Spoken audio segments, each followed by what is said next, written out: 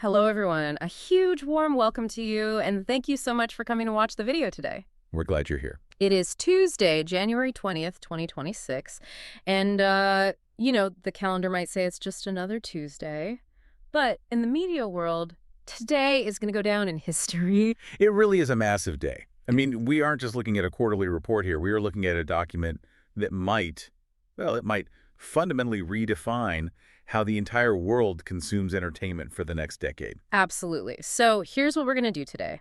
We are going to give you a plain English summary of Netflix's brand new earnings report. That's the Form 8K in their shareholder letter, and it covers Q4 and the full year of 2025. And we need to be clear, this is not just about, how many people watch the new season of a show. Not at all. We are talking billions of dollars, a historic acquisition that really came out of nowhere, and a strategy shift that is turning the whole industry on its head. That's right. We aren't just crunching numbers. We're looking at the integration of Warner Bros., a record-breaking year for subscribers, and an advertising machine that is ramping up faster than anyone, and I mean anyone, predicted. So stick around. We're going to break down the revenue, the net income, those crucial profit margins, and the specific guidance they gave for 2026. Our mission here is pretty simple. We're going to take all this dense financial data, the 8K filings, all of it, and just distill it into 5 clear takeaways for you. So you understand not just what happened, but why it matters. Whether you're an investor or just someone paying that monthly fee. Okay, let's do it. Let's jump right in. Segment 1, the financial snapshot. The hard numbers. And honestly, it feels less like hard numbers and more like a victory lap this time. It really does. I'm looking at these spreadsheets, and usually my eyes just glaze over, but these figures they're popping off the page. So can you break down the must-know numbers for us? I certainly can. And, the numbers this quarter tell a very specific story of efficiency and scale. It's almost boring how good they are. Which Wall Street loves. Exactly. Let's start with Q4 2025. First up, revenue. Netflix brought in $12.05 billion. That's up 18% year over year. Okay, let's pause there. 18% growth. For a company this big, this mature, usually you start seeing single digits. How are they defying gravity? Well, it's a mix. Price adjustments, sure, but also the sheer volume of new users coming in on that ad-supported tier. But the real story, it's in the profit. Right. Operating income hit $3 billion. That is up 30% compared to last year. 30%, wow. And the operating margin expanded 2 percentage points up to 25%. So explain that to me like I'm 5. They aren't just making more money. They're keeping more of every single dollar they rake. That's it, exactly. They've become an efficiency machine. For every dollar that comes in, 25 cents is pure operating profit. Incredible. Earnings per share, or EPS, that came in at 56 cents. Last year it was 43 cents. And finally, memberships. They officially crossed the 325 million paid memberships milestone. 325 million. That is it's a staggering amount of people. So that's the quarter. What about the full year, 2025? Just as strong. Total revenue for the year hit $45.2 billion, a 16% increase. Operating margin for the full year was 29.5%. That's up 3 full points from 2024. And the ad revenue? That was the one that caught my eye. The sleeping giant, right? It grew more than 2.5 times to over $1.5 billion. Wow. Okay, and before we dive into the strategy, because I really want to talk about this Warner Bros. News, what's the guidance for 2026? What are they telling us to expect? They are being incredibly bullish. They're projecting revenue between $50.7 and $51.7 billion. So another 12 to 14% growth. Right, and they're targeting an operating margin of 31.5%. Okay. And that ad revenue, they expect it to roughly double again in 2026. Okay, so the machine is humming, the bank account is full, but here's where it gets really interesting and maybe a little terrifying. Let's unpack the biggest story in this report. Takeaway number 1, the Warner Bros. Acquisition. This is the headline. This is what's going to dominate the news for months to come. We've known about the rumors, we've heard the whispers, but this report gives us the actual details. What's the update from the 8K? It's a significant update. And, frankly, a bit aggressive. The deal structure has been amended. It is now an all-cash transaction. Hold on. All cash. Let's just stop there. We're not talking about buying a used car here. This is Warner Bros. It includes HBO, the movie studios, DC Comics. How on earth does Netflix just write a check for the company that owns Batman? Well, they don't exactly write a personal check. The deal is valued at $27.75 per WBD share. And to pull it off, they secured what's called a bridge facility. Bridge facility. That sounds like some banking jargon designed to hide something scary. Translate that for us. Think of it like this. You're buying a new house, but you haven't sold your old one yet. You need a massive amount of cash right now to close the deal. Okay. So you take out a huge short-term loan, the bridge, to get you across that gap. Netflix got commitments for a bridge facility of $42.2 billion. $42.2 billion of debt. That makes me sweaty just thinking about it. It is an incredible amount of leverage. Isn't that risky? I mean, Netflix has been so proud of its balance sheet lately, and now they're just loading up the credit card to the absolute max. It's a calculated risk. They plan to replace this bridge loan later with more permanent financing like bonds. But you're right to be skeptical. And that explains the next point in their letter. They're pausing share buybacks. Exactly. Usually a company with this much cash, they buy their own stock to boost the price for shareholders. Right. But not now. Right now, every spare dollar is being hoarded to pay for this purchase. It's a pivot from return capital to shareholders to acquire assets at all costs. So let's talk about the strategic why. Why spend over $42 billion to buy Warner Bros.? Is it just to get Harry Potter? Is it just for Game of Thrones?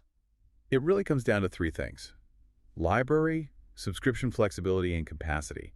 But that library argument, that's the most fascinating one. Okay, break that down. Why is an old library so valuable? Well, think about it. Netflix has spent a decade just burning cash to build a library from scratch. Making new shows is expensive. It's risky. Right. Warner Bros. Has 100 years of content just sitting in a vault. You don't have to film Friends again. You just own it. It's an asset that's already paid for itself. Precisely. It's high-margin content. By buying that vault, Netflix stops being just a tech company. It becomes a custodian of Hollywood history. It stabilizes their churn. Because even if there's not a new hit this month, people stick around to rewatch The Sopranos. Exactly. And speaking of The Sopranos, the letter explicitly mentions HBO Max. It says adding HBO allows for more personalized and flexible subscription options. That sounds a lot like they're going to start bundling things, doesn't it? It sure does. It sounds like tiered pricing.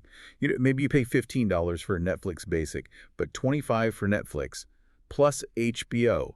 They are recreating the cable bundle inside one app. It's so ironic, isn't it? We all cut the cord to escape the bundles, and now the streamers are just building them all over again. Yep. But there's a risk here we haven't touched on. These huge mergers, they're messy.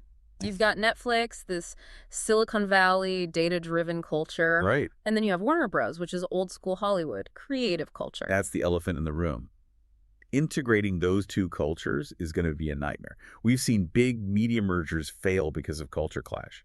If the tech guys at Netflix start telling the creatives at HBO how to make art based on an algorithm, you could see a massive talent exodus. a huge risk.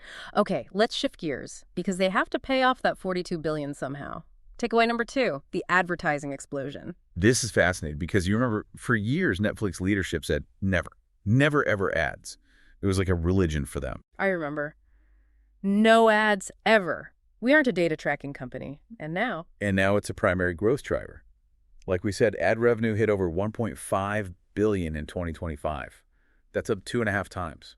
And the plan for 2026 is to double it again? That's exponential growth. It is. And it's not just about slapping a commercial in the middle of a movie. They're using tech to change how advertising works. The report mentions using AI to help advertisers create custom ads based on Netflix IP. Okay, this is where I get a little creeped out. Explain that. How does that work? Well, imagine you're watching, say, a cooking show. The AI might generate an ad where characters from the show are thematically linked to the product being sold. So if I'm watching Stranger Things, I might get a Coke ad that looks like it's from the 80s. Potentially, yeah. They're also using AI models to streamline campaign planning. They're basically trying to make it easier for brands to spend money with them than with anyone else. It's smart business, I get it, but it definitely blurs that line between content and commerce. Which brings us to content. Takeaway number 3, engagement and content dominance. Right, because at the end of the day, if we aren't watching, none of this matters. Exactly. And engagement is healthy. In the second half of 2025, view hours actually increased by 2%. 2%. That doesn't sound like a huge number. I'd expect more, given what they spend. Well, it is significant when you add the context. 2024 had those lulls from the strikes. Seeing growth return proved the content pipeline is flowing again. But what's really fascinating is their theory on why people stay. They call it the fandom effect. Right, I saw that in the letter. It's not just about viewing something, it's about creating a cultural moment. Precisely. When a show becomes a fandom, retention just skyrockets. The report points to the final season of Stranger Things. 120 million views. Wow. But they also mention how these fandoms cross into real life with a reference to K-pop Demon Hunters. I saw that. It said it became a cultural phenomenon with hit music and merch. And that all ties back to the success of Squid Game. They're building universes. It's the Disney model, right? Watch the show, buy the shirt, listen to the soundtrack. Right. And they had massive film hits, too. That Guillermo del Toro Frankenstein, 102 million views. That's a blockbuster by any definition. You can't overlook the docs, Sean Combs. The Reckoning had 54 million views. They are capturing the cultural conversation. If everyone's talking about a Netflix doc, you can't afford to cancel. Which leads us perfectly into a new strategy. It's becoming less about on-demand and more about appointment viewing. Takeaway number 4, the live event strategy. This is where Netflix starts to look a lot less like a tech library. Yeah. And a lot more like a traditional broadcaster. I was shocked by the scale of this. It's not just a comedy special anymore. They are doing major global sports. The World Baseball Classic is the prime example. In Japan, Netflix is streaming all 47 games live. That's a huge play for the Japanese market. And here in the U.S., the NFL on Christmas Day. The report says those games drove disproportionate signups. That's the key phrase. Live events are an acquisition tool. People sign up for the game, and then hopefully they stay for Stranger Things. But there is a technical risk there, isn't there? I mean, we've all tried to stream a live event that just buffered or crashed. Can Netflix actually handle 50 million people watching one play at the same time? That's the big hurdle. Streaming a movie is easy. You can buffer ahead. Live sports. Yeah. There is zero margin for error. But they seem confident. They even had boxing, the Jake Paul versus Anthony Joshua fight. 33 million average minute audience. I mean, that is a staggering number for a live stream. And they're trying interactive formats, too, like a star search with live fan voting. It's about making the TV a two-way street. It really is turning into a digital cable box. Sports, reality, movies. But they're not stopping at video. Takeaway number 5. Innovation beyond video. This is the stickiness factor. Yeah. If you're in the app for a movie, why not play a game? Or listen to a podcast? I saw they're launching video podcasts with some huge names. Spotify, The Ringer, iHeartMedia, originals with Pete Davidson and Michael Irvin. It's all about ecosystem lock-in. If you get your sports news, your podcasts, and your games in one place, you just never leave the app. And the gaming side is getting serious. Cloud gaming on TVs. This is a big technical leap. Using your phone as a controller to play games on your TV. They're rolling out Boggle, Pictionary, and even a FIFA simulation in 2026. Okay, so everything looks rosy. Revenue's up, they're buying a huge studio, ads are booming. But we have to ask the hard question. What could go wrong? Let's talk risks and competition. Right. Is anyone actually threatening them? The landscape is, well, it's fiercely competitive. The letter is very clear on this. They say that despite all this success, Netflix only has about 9% of U.S. TV screen time. That number actually surprised me. It feels so low. It does, right. But the reality is linear TV, regular broadcast, and cable is still over 40%. So there's room to grow, but also a lot of habit to fight. And the other tech giants are not sleeping. Who are the main threats they mention? YouTube is the big one. And honestly, it's the scariest one. Why is YouTube scarier than, say, Disney? Because YouTube feels free. And the younger generation, they don't distinguish between a Hollywood movie and a YouTuber. And now YouTube has the global rights to the Oscars starting in 2029.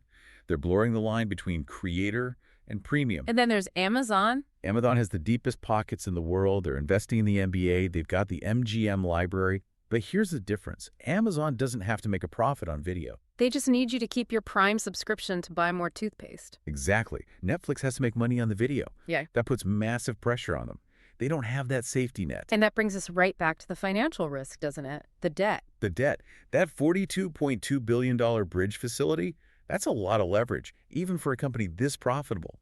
Carrying that much debt while trying to integrate a totally different culture like Warner Bros.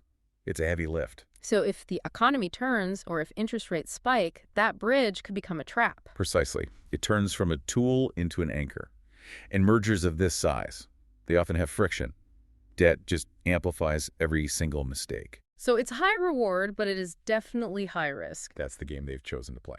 All right, let's wrap this up. We've covered a lot of ground. Let's do a quick recap. First, the financials. They met all their 2025 goals. Revenue hit $45.2 billion and margins expanded to almost 30%. They are an efficiency machine. Two, the deal. They're buying Warner Bros. All cash, taking on over $42 billion in debt to do it. 3, the growth engine. Advertising is just skyrocketing.